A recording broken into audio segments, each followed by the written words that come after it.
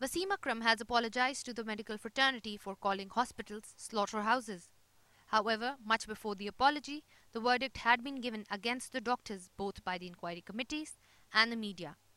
In several other instances, it has been seen that before the allegations are proved, one of the two parties are labelled guilty, as was seen in the cases of Imane Malik and Shazia, the maid who was allegedly tortured to death by her employers. After an initial hype, both cases have reached a standstill, as nothing was proven in the court or otherwise. Similarly, journalists and doctors have also reached an out-of-court settlement.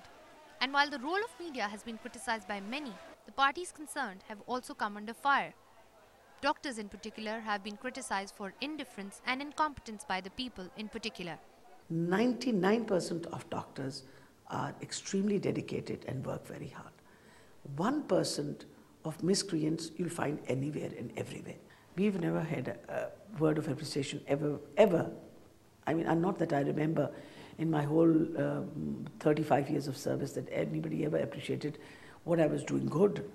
But God forbid, if a slight bit of mishap happened somewhere, it was always blown out of proportion. Experts say that for an impartial and fair inquiry and trial of such sensitive cases, the need is to objectively report both sides of the story without defaming any of the parties involved. Sana Saif, Dawn News, Lahore.